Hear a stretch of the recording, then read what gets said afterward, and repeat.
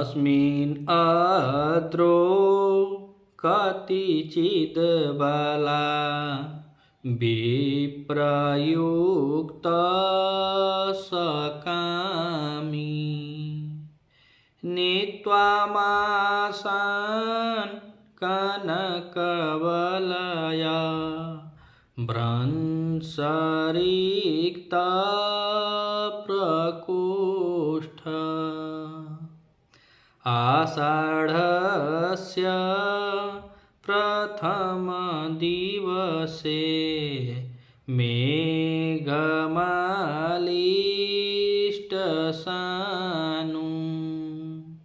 वप्रक्रीडा पडिडतगज प्रेक्षणीयं ददर्श। नमो नमः। आर के एजुकेशन स्टडी में आप सभी मित्रों का हार्दिक स्वागत अभिनंदन करते हुए मेघदूत हल प्रश्न पत्र भाग 1 के बाद आज हम आप लोगों को भाग 2 में कुल हल प्रश्न पत्रों को हल करेंगे। यह अभ्यास प्रश्न पत्र है। अभ्यास आप कितने कहाँ तक आपकी तैयारी है इसमें आप आंक सकते हैं कि कहाँ तक हमारी तैयारी है। तो यह मेघदूत का दूसरा श्लोक होता है और हमें दूसरा पार्ट भी हल प्रश्न पत्र को शुरू करना है।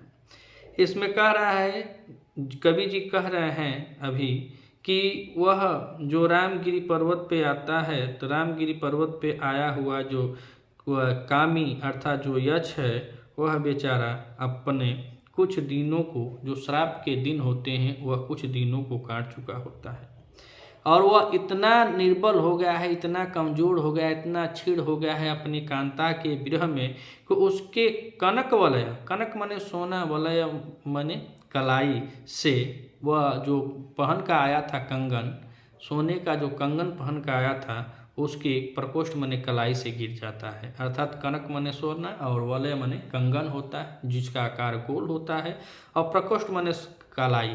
तो जिसकी कलाई से सोने के कंगन गिर जाते हैं और उसकी कलाई सूनी पड़ जाती है, ऐसा कोई यक्ष आषाढ़ के प्रथम दिन मेघ को देखता है।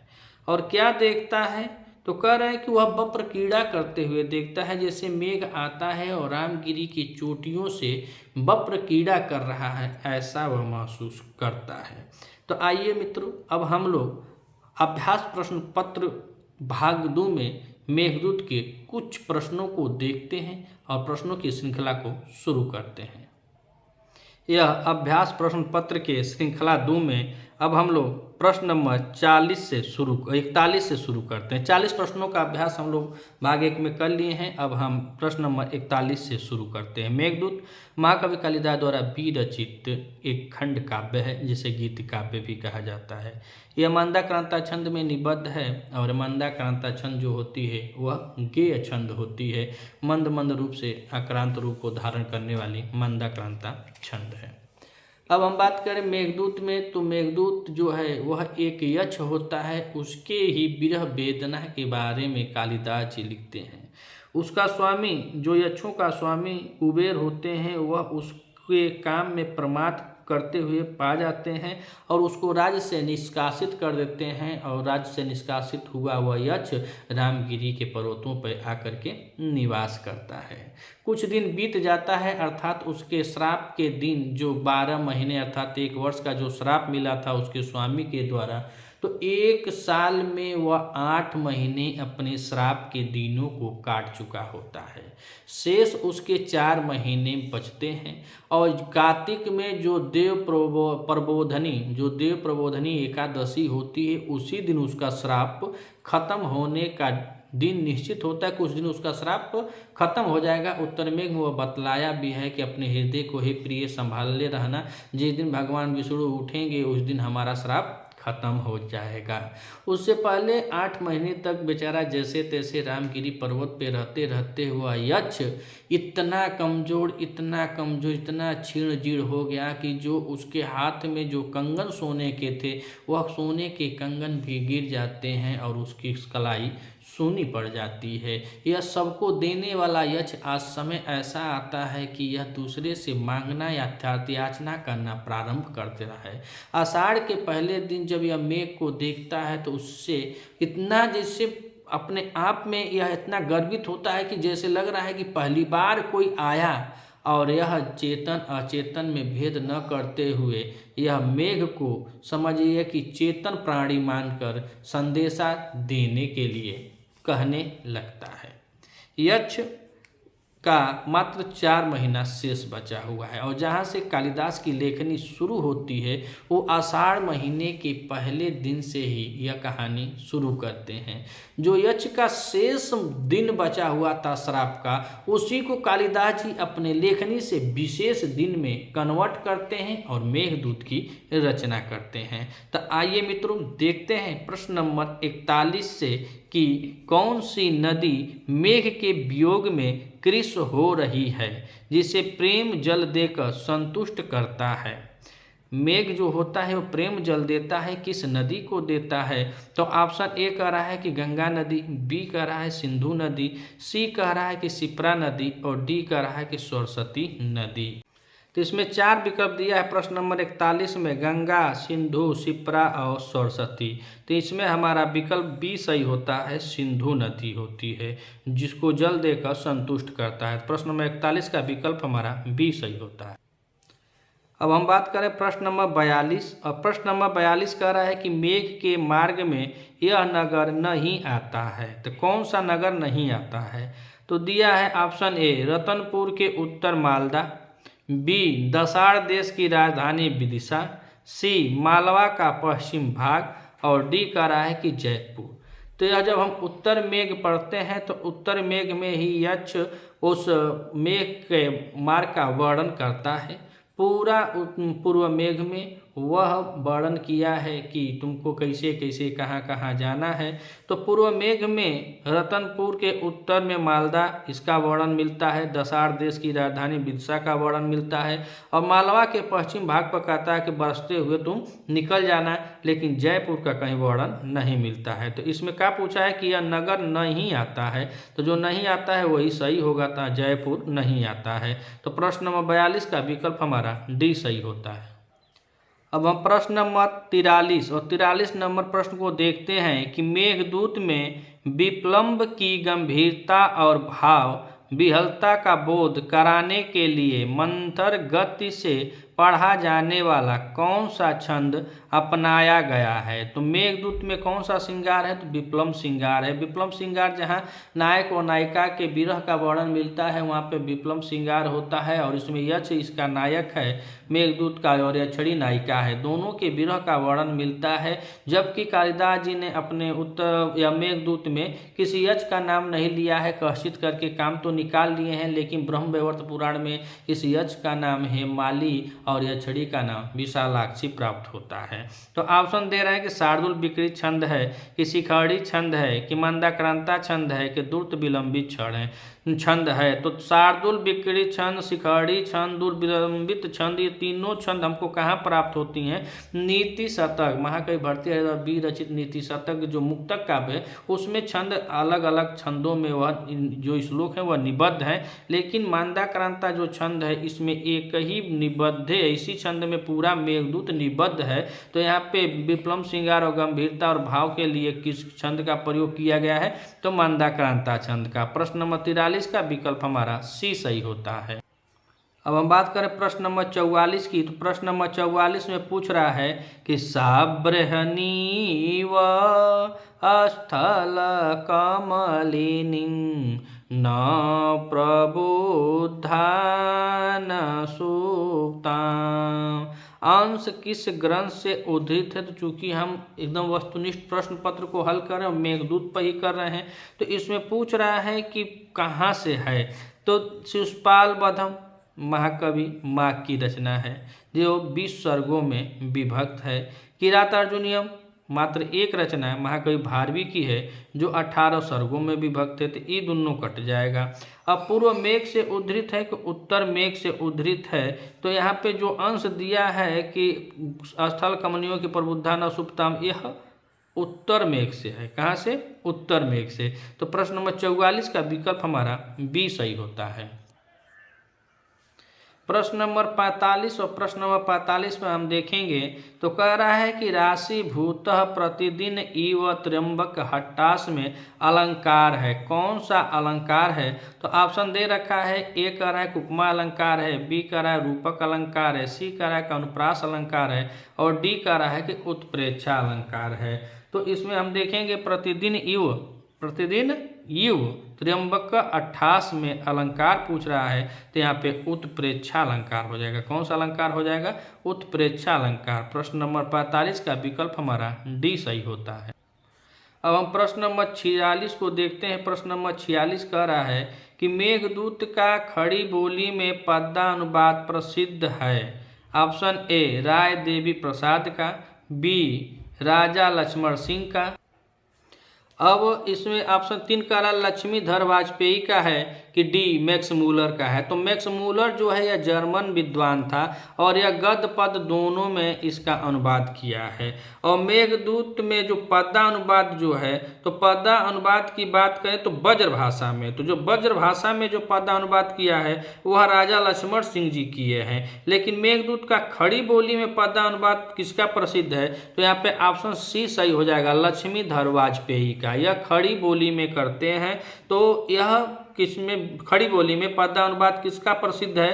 तो लक्ष्मीधर वाजपेयी का। अगर वही कहें कि मतलब पद्या अनुवाद ब्रज भाषा में कौन किया है? तो राजा लक्ष्मण सिंह किए हैं। और मैक्स मूलर को देखा जाए तो यह गद्य पद दोनों में इसका अनुवाद किया है और जो स्वेट्जा है वह खाली जर्मन भाषा में गद्य अनुवाद में यह किया है उसका अनुवाद। तो गद्य भाषा में अनुवाद करता है स्वेट्स, गद्य पद दोनों में मैक्स मूलर करता है। और खड़ी बोली की तो बात करें तो लक्ष्मीधर वाजपेयी जी करते हैं। और बता रहे हैं कि जो ब्रज भाषा में पद्य अनुवाद है वह राजा लक्ष्मण सिंह की है। तो प्रश्न नंबर 46 में विकल्प हमारा सी सही होता है। अब हम बात करें प्रश्न नंबर 47। तो प्रश्न नंबर 47 में कह रहा है कि वज्र में लकार है। वज्र में यह लकार पूछ रहा है कि कौन सा लकार है? तो ऑप्शन ए कह रहा है कि लट लकार है, बी कह रहा है लिट लकार है, सी कह रहा है कि लुट लकार है और डी कह रहा है कि लोट लकार है। तो हमें वज्र में लकार बतानी है। तो वज्र में लट लकार नहीं है, लिट लकार नहीं है, इसमें लोट लकार है। कौन सा लकार है? लोट लकार है। तो प्रश्न नंबर 47 का विकल्प हमारा डी सही होता है। अब हम प्रश्न नंबर 48 को देखते हैं। तो प्रश्न नंबर 48 कह रहा है कि विरह व्यथा से निर्बल यह छड़ी सैया पर पड़ी रहती है। ऑप्शन ए प्रसन्नचित होकर, बी कृष्ण और गोत्र होकर, सी चंदन का लेप लगाकर और डी पुष्प बिछा करके। बताइए, जिसका एक पति है और एक ही पति है, वह भी उससे दूर है, वह भी श्राप के कारण, तो वह पुष्प बिछा कर सोएगी, चंदन का लेप लगाकर सोएगी कि प्रसन्नचित होकर सोएगी? वह कृष्ण गोत्र, मतलब वह पूरा दुर्बल और पतली छीड़ छीड़ हो गई है, जीड़ छीड़ होकर के निर्बल असहाय छड़ी बेचारी अपने सैया पर सोई हुई है। तो प्रश्न नंबर 48 का विकल्प हमारा बी सही होता है। अब हम बात करें प्रश्न नंबर 49। तो प्रश्न नंबर 49 में कह रहा है कि काले काले भवती भवती भवतो यस्य संयोग मेत्य पक्ति किस ग्रंथ से उद्धृत है? मेघदूत से है कि उत्तर रामचरितम से है कि किरातार्जुनीयम से है कि शिशुपाल वधम से है? शिशुपाल वधम महाकवि माघ की रचना है, किरातार्जुनीयम भारवी की रचना है, उत्तर रामचरितम भवभूति की रचना है। तीनों रचना है। तो यह तीनों नहीं है, मेघदूत से है। कहाँ से है? मेघदूत से। लेकिन मेघदूत में कहाँ से है? तो यही पंक्ति में पूछा है कि मेघदूत, तो मेघदूत में यह पूर्व मेघ के श्लोक नंबर 12 है और श्लोक नंबर 12 का नीचे की 2 लाइनें हैं। तो कह रहा है कि काले काले भवती भवतो यस्य संयोग मेत्य स्नेह व्यक्ति चिरविरहजं मुञ्चतो वास्म उष्णम्। तो कह रहा है कि पहले बताया है कि आपृषस्व बंधु सखे, जो तुम्हारा यह पर्वत है, जो रामगिरी पर्वत है, यह तुम्हारा मित्र है, सखा है। अपने प्रिय मित्र से पूछ लो कि मुझे अलकापुरी जाना चाहिए कि नहीं। और इस लाइन में यह बता रहा है यच कि काले काले अर्थात समय समय पर आप लोगों का संयोग से जब मिलन होता है तो आप लोग एक दूसरे से स्नेह की अभिव्यक्ति करते हुए गर्म आंसुओं को छोड़ते हैं, यही श्लोक में बताया गया है। और यह पूर्व मेघ का श्लोक नंबर 12 है। तो प्रश्न नंबर 49 में पूछा है बस इतना कि यह पंक्ति कहाँ से उद्धृत है, तो मेघदूत से है। तो प्रश्न नंबर 49 का विकल्प हमारा ए सही होता है। अब हम प्रश्न नंबर 50 को देखते हैं। तो प्रश्न नंबर 50 कह रहा है कि निर्विंध्याया पथि भवरसा व्यांतर सान्निपत्यम, किस नदी के हाव भाव से आकृष्ट होकर मेघ उससे प्रेम क्रीड़ा करता है। ऑप्शन ए गंगा नदी से, बी शिप्रा नदी से, सी नर्मदा नदी से और डी निर्विंध्या नदी से। तो इसमें प्रश्न नंबर 50 देखें तो इसमें किस नदी का बात आता है, तो यहाँ पे बता रहा है कि नर्मदा नदी है कि शिप्रा नदी है कि कौन सी नदी है, उसके बारे में बताएगा। तो निर्विंध्या नदी यहाँ पे दिया हुआ है कि निर्विंध्या पथि भवरसाभ्यंतर, तो निर्विंध्या नदी है। और उसमें नीचे बता रहा है श्लोक में कि स्त्रीणा माधम प्रणय वचनम विभ्रमो ही प्रियसु, क्योंकि जो स्त्रियों का हाव भाव होता है, क्योंकि स्त्रियों का प्रेमियों के प्रति जो श्रृंगार होता है, जो हाव भाव होता है, वही प्रथम प्रणय वाक्य होता है। तो यह कह रहा है कि निर्विंध्या नदी के बारे में बतलाया है कि निर्विंध्या नदी जो है वह पूरा जैसे प्रेमिका अपने प्रेमी के मिलन के लिए सज धज के तैयार होती है, उसी तरह निर्विंध्या को बता रहा है कि जब तुम उसके मार्ग में पहुंचकर जल को पूर्ण भाग में जाओगे अर्थात नदी के बीचों बीच जब तुम उसके भाग बीच में हो जाओगे तो वह तुमसे एक प्रेमी के तरह तो सज सवर जाएगी और सज सवर के तुम्हारे प्रेम क्रीड़ा में वह आकृष्ट तुमको करेगी। और यहाँ पे पूछ रहा है कि यहाँ पे किस नदी के बारे में कहा है कि मेघ उससे प्रेम क्रीड़ा करता है, किस नदी के हाव भाव से, तो निर्विंध्या नदी के। तो प्रश्न नंबर 50 में विकल्प हमारा डी सही होता है।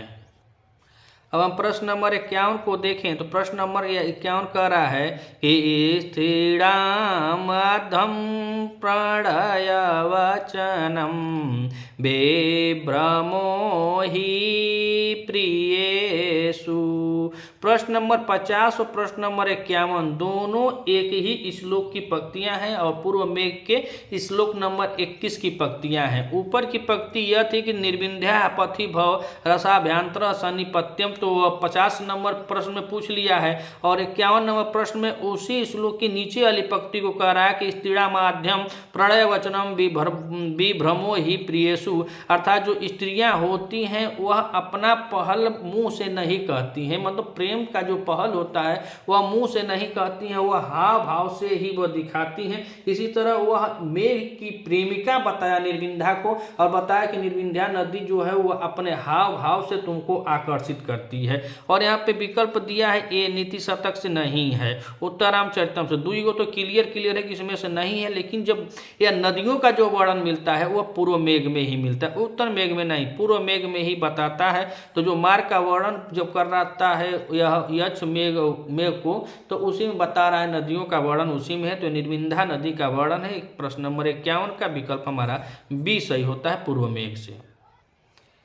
अब हम प्रश्न नंबर 52 को देखें तो प्रश्न नंबर 52 कह रहा है कि भाव विह्वल कामी व्यक्ति चेतन और अचेतन में अंतर नहीं करता है, इससे संबंधित सूक्ति है। तो ऑप्शन ए कह रहा है कि अंचा मोघा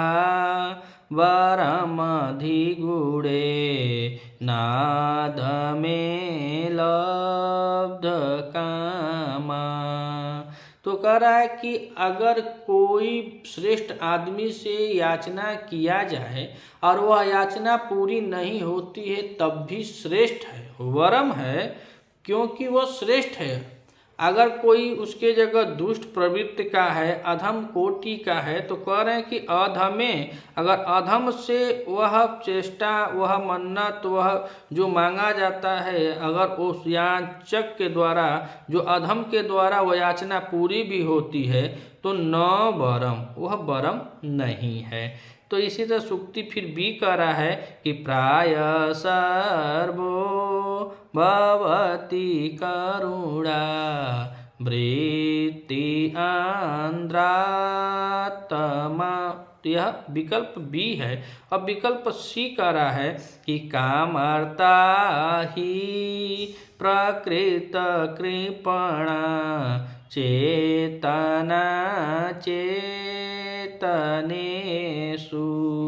और यहाँ पे प्रश्न पूछ रहा है कि चेतन और अचेतन में अंतर नहीं करता, इससे संबंधित सुक्ति है, और डी इसमें से ही भी नहीं करेगा।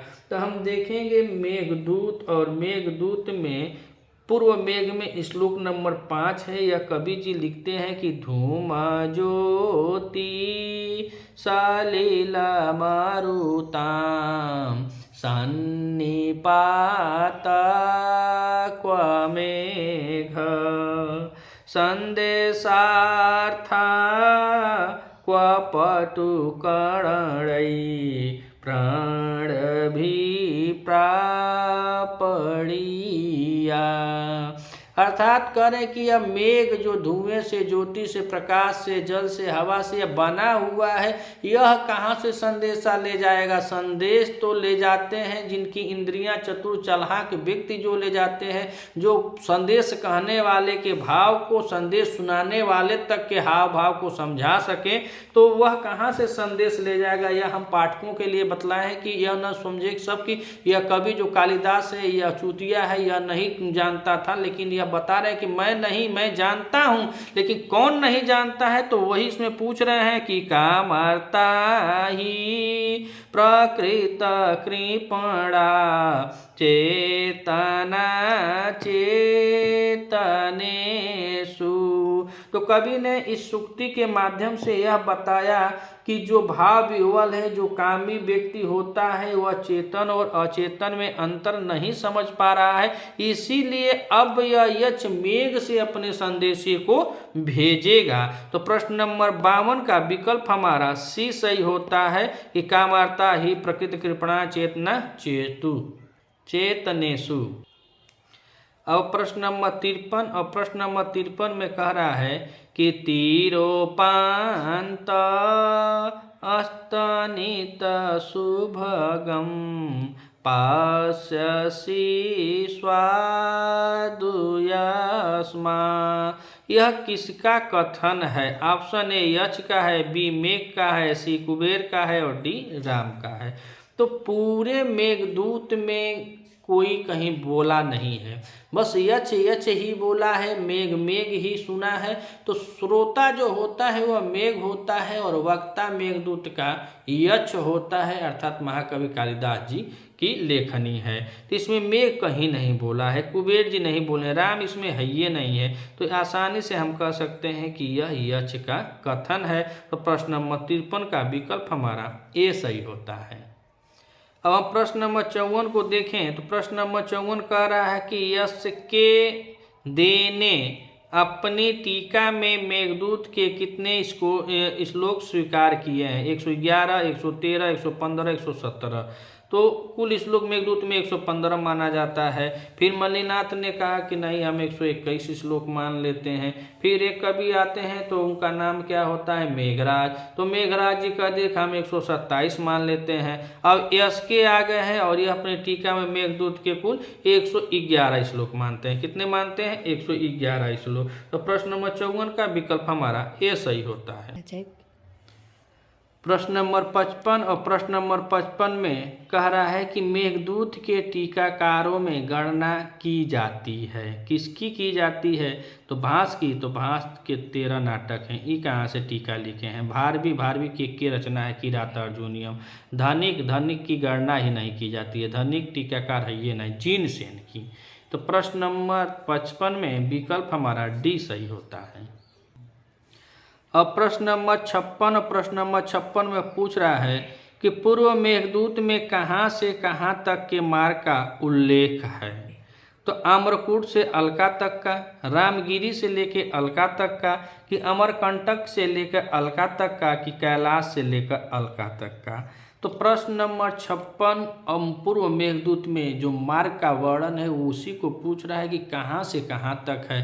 तो यह अलकापुरी से निष्कासित होता है। यक्ष जो श्राप देते हैं इसके स्वामी कुबेर जी, निष्कासित होकर यह जाता है रामगिरी पर्वत पे, जो पर्वत भगवान राम के पद चिन्हों से पूजनीय है और माता सीता के स्नान करने से जहाँ का जल पूर्ण उदित हो उठा है वहाँ यह निवास करता है। वहाँ यह 8 महीना निवास कर लेता है और 8 महीने में जब आषाढ़ का महीना पहला दिन देखता है तब उसको मेघ दिखाई देता है। तो रामगिरी पर यह है और वर्णन मिला है अलकापुरी जाने तक का। तो इसमें अमरकूट और अलका हुई भी नहीं करेगा, अमरकंटक से अलका नहीं है, कैलाश से अलका का क्या बखान करेगा, कैलाश के तो समझ में अलका है तो उसमें क्या बतलाएगा। तो यहाँ पे विकल्प हमारा बी सही होता है कि रामगिरी पर्वत से लेकर अलका तक का वर्णन मिलता है। तो प्रश्न नंबर 56 का विकल्प हमारा बी सही होता है। अब हम प्रश्न नंबर 57 को देखें तो प्रश्न नंबर 57 कह रहा है कि कुबेर ने यक्ष को श्राप दिया। क्या श्राप दिया था? तो ए कह रहा है कि वह 1 वर्ष तक आम्रकूट पर्वत पर निवास करे, बी कह रहा है कि वह 1 वर्ष तक अपनी पत्नी से वियुक्त होकर मृतलोक में रामगिरी पर्वत पर निवास करे, सी कह रहा है कि वह 8 माह तक रामगिरी पर्वत पर निवास करे, और डी कह रहा है कि इनमें से कुछ नहीं। तो इसमें से कुछ नहीं, यह कट जाएगा, चौथा ऑप्शन कटेगा। 8 महीना का बात वह नहीं किए हैं और वह आम्रकूट पर्वत पे नहीं भेजते हैं। प्रश्न नंबर 57 में जो बी है वही सही होगा, कहें कि इसमें वह 1 वर्ष तक अपनी पत्नी से वियुक्त होकर मृतलोक में रामगिरी पर्वत पर निवास किया था, यक्ष निवास किया है। तो कुबेर ने श्राप दिया क्योंकि वहाँ पे रामगिरी पर्वत पे निवास करने के लिए नहीं बोले थे कि तुम जाके निवास करो, बस उनका यही श्राप है कि तुम्हारी महिमा खत्म हो जाएगी। काहे कि यक्षों की महिमा इतनी चलनसार होती है कि एगो यक्ष 10-10 गो मर्द बन जाइए, 10 मेहरारू के इकट्ठे चल जाए, एक ही बार में 10-10 लोगों के सामने वह खड़ा हो सकते हैं, बोल बात भी कर सकते हैं, आपसे बातचीत करेंगे। इसीलिए कुबेर ने उसकी महिमा को ही खत्म कर दिया था। अगर उसकी महिमा होती तो पूरा दिन रहता यहाँ रामगिरी पर्वत पे, जैसे संध्या का बेला होता तो पहुंच जाता अपने यक्षड़ी के पास, बस उसका काम में फिट रहता, तब काहे को श्राप होता। लेकिन उसकी महिमा को ही पहले श्लोक में कवि जी बताए कि शापे नास्तंग गमित महिमा, जो श्राप के कारण जिसकी महिमा गमित हो गई है, महिमा खत्म हो चुकी है, ऐसा यक्ष निवास करता है कहाँ? रामगिरी पर्वत पे। तो प्रश्न नंबर 57 का विकल्प हमारा बी सही होता है। अब हम बात करें प्रश्न नंबर 58। तो प्रश्न नंबर 58 कह रहा है कि यक्ष के मार्ग में पर्वत नहीं है। ऑप्शन ए आम्रकूट पर्वत नहीं है, बी देवगिरी पर्वत नहीं है, ऑप्शन सी कह रहा है कि हिमाचल पर्वत नहीं है, कि डी कह रहा है कि उदयांचल पर्वत नहीं है। तो 58 नंबर प्रश्न में देखें तो आम्रकूट पर्वत का वर्णन मिलता है, देवगिरी पर्वत का भी मिलता है, हिमाचल का मिलता है, लेकिन उदयांचल का वर्णन नहीं मिलता है। तो प्रश्न नंबर 58 का विकल्प हमारा डी सही होता है। अब हम प्रश्न नंबर 59 को देखें तो प्रश्न नंबर 59 कह रहा है कि यक्ष का घर कहाँ स्थित है। ऑप्शन ए कुबेर के प्रसाद के उत्तर में, कुबेर के प्रसाद के दक्षिण में, और जितना ही प्रसाद दे रहा है सबका अर्थ होता है महल, प्रसाद माने महल। तो कह रहा है कि कुबेर के महल के दक्षिण में, कुबेर के महल से बहुत दूर है, या इनमें से कोई नहीं। तो हम उत्तर मेघ में जब पढ़ेंगे तो उसमें बताया है कि जो कैलाश पर्वत है, कैलाश पर्वत पे भगवान शिव के जो जटाओं में चंद्रमा है, वो चंद्रमा के धवल मतलब स्वच्छ और सुंदर प्रकाश से जिसका जो भवन है, जो प्रसाद है वह जगमग जगमग करता है, तो कुबेर का। और कुबेर के महल से अपना महल उत्तर दिशा के तरफ बताया कि तुम उत्तर दिशा की तरफ गुरु थोड़ा बढ़ जाना, और मेरे दरवाजे पे जब जाओगे तो वहाँ भी पहचान बताया था कि जो शंख उंख है उसका रिद्धि सिद्धि जो है, जो शंख है उनका वहाँ पे चित्र बना होगा, मौलश्री वृक्ष होगा इत्यादि वह बताया था। और बताता है कि मैंने एक अपनी वाड़ी भी बनवा रखा, वाड़ी जिसको तालाब कहते हैं, उसमें कुछ दफ्ती उफ्ती बना करके सोने का डंडा उंडा लगाकर पंछियों को रखने के लिए बताता है। तो यह अपने घर को कुबेर के घर से उत्तर की तरफ बताता है। तो प्रश्न नंबर 59 में कह रहे हैं कि कुबेर के प्रसाद से उत्तर के तरफ में है। तो प्रश्न 59 का विकल्प हमारा ए सही होता है। अब हम प्रश्न नंबर 60 भाग 2 का अंतिम, इस प्रश्न पत्र श्रृंखला का अंतिम प्रश्न है कि संदेश भेजते समय वियोग के कितने मास शेष रह गए थे। तो जब ये संदेश भेजता है आषाढ़ के महीने में, तो मैं पहले बताया कि जो शेष हैं वही कवि जी विशेष बना दिए हैं। तो शेष उसके तो ऑप्शन ए कह रहा है कि 5 मास शेष हैं, 4 मास शेष हैं, 8 मास शेष हैं कि 6 मास शेष हैं। तो जब संदेश वह भेजता है तो वह 8 मास काट चुका होता है और शेष कितना बचता है, 4 मास। एक वर्ष में 12 महीने होते हैं, 8 महीना वह यक्ष रामगिरी पर्वत पर अपने श्राप के दिनों को काट चुका होता है। 4 महीना जब शेष रहता है तब वह संदेशा भेजता है और वियोग के कितने, तो 4 महीने और शेष रहते हैं। यक्ष का श्राप देव प्रबोधनी एकादशी के दिन समाप्त हो जाता है। तो आषाढ़ महीने से तो आषाढ़, सावन, भादो और कार्तिक, ऐसे कुछ पड़ता है। आषाढ़, सावन, भादो, कुवार, कार्तिक पड़ता है। तो वह कुवार में देव प्रबोधनी पड़े चाहे कार्तिक में, तो उसी में वह श्राप का दिन उसका खत्म हो जाता है। तो प्रश्न नंबर 60 का विकल्प हमारा बी सही हो जाएगा। मित्रों, अब इसके बाद हम कुछ दूसरे ग्रंथ का लेकर आएंगे प्रश्नोत्तरी। और अब इस चैनल पे अगर आप नए हैं तो चैनल को सब्सक्राइब कीजिएगा, वीडियो पहले आप देखिएगा, अगर अच्छा लगे तो अपने दोस्त मित्रों तक शेयर कीजिएगा और अधिक से अधिक चैनल को सब्सक्राइब कराइएगा। मिलते हैं अगले वीडियो में, तब तक के लिए नमः संस्कृताय।